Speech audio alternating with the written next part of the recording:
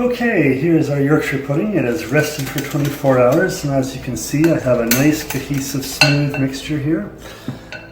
I'm going to add a touch of salt now, and just a pinch. This is a small recipe for 2 people. It's going to produce 4 regular-sized Yorkshire puddings. That's because we like them.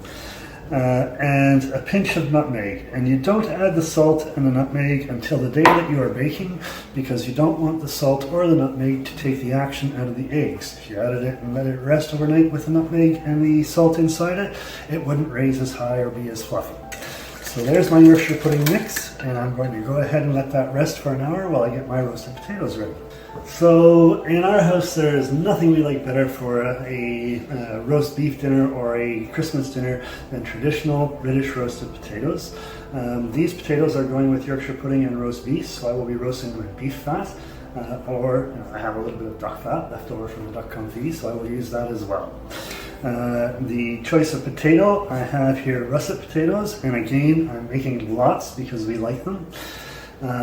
The choice of potato has to be a starchy potato, not a waxy one. So here in Canada it's usually russet, in the States it's Idaho, in Europe either Maris Piper or King Edward. And the choice of potato is very important in order to get a nice light fluffy roasted potato inside with a beautiful golden brown crispy skin outside. My family is very picky about the roasted potatoes and will let me know if I don't do a good job. So I'll start by peeling my potatoes.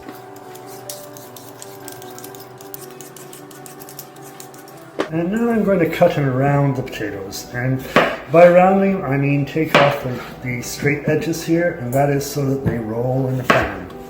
And that is very important, that they are able to roll in the pan, because you want all of the surfaces to come in contact with the oils. To round them, I'm just going to take away all of the little rough edges so that they will move freely in the pan. And all of this potato trim that you see here, I will be putting into a soup.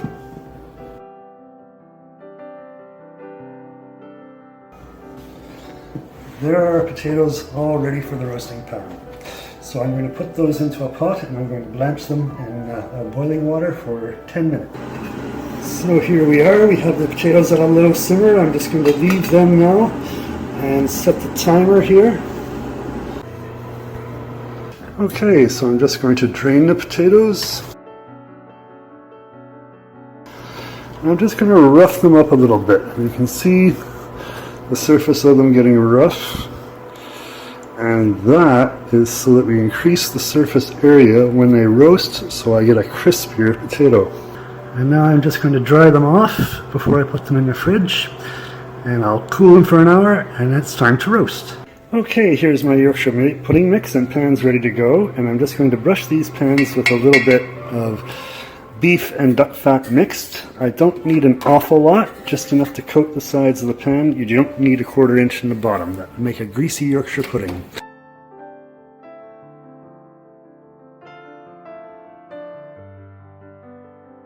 And in goes the pudding mixture. And you want to fill it just about a 1/4 inch from the top.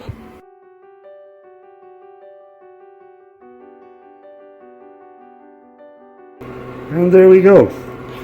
Yorkshire puddings ready for the oven. And I'm going to set a timer for that for 25 minutes. And we'll see you then. Okay, with the Yorkshire pudding almost ready, I'm going to start my potatoes. And in my roasting pan, a deep-sided roasting pan, because it will spit a little bit as they roast, I have just over a 1/4 inch of beef fat. This is actually mixed beef and duck fat. And I'm just going to put my blanched, roughed potatoes into that. And I'm going to start the browning process on the top of the stove. So I'm going to move them around in this fat, which is at moderate heat, number 5, until they start to brown, and that's so that they don't soak the fat up inside the oven. And here are the potatoes. They have been turned over, and you can see they are just starting to brown. The oil is nice and hot, and that's how you want it to be before you put the potatoes to the oven. You want them to start browning, and you want the oil hot. so that they will continue the cooking process in the oven, which I have preheated to 350 degrees, and these boys are ready to go. To the oven, and I will turn these and roll them every 10 minutes or so. And here's the roasties, and you can see they roll around nicely in the pan, and they're starting to brown, and this is just their first turn after 10 minutes. So they have about 20 minutes to go, and I'll bring them out and turn them over again in 10 minutes. Okay, here's our roast potatoes out after 35 minutes at 350, and they are beautifully crisp all over. The mark of a good roast potato is nice and golden brown on the outside and light and floury inside, and that's the whole point, is to get that crispness on the outside and light fluffiness on the inside. I'm just taking them out and blotting any excess grease off of them, and I'm going to toss them with our rosemary, and we are ready for dinner.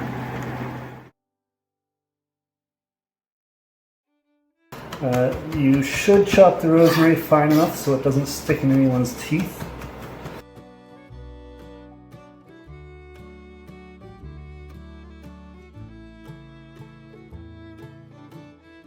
There we go, roasted potatoes.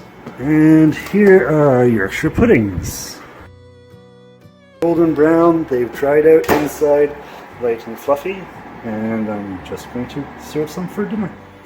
So here we have roasted potatoes and Yorkshire pudding. There's beef gravy, and we're going to enjoy this with some red wine and some roast beef.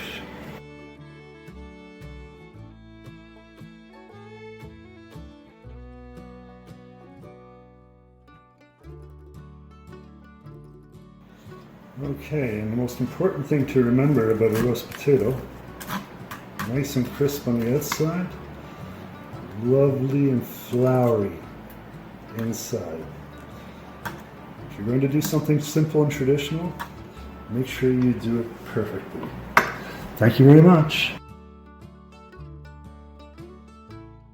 And the last thing I'd like to do today is introduce you to my little friend. This is Arowhon. He is a wild yeast sourdough starter that I have been growing for the last 8 days.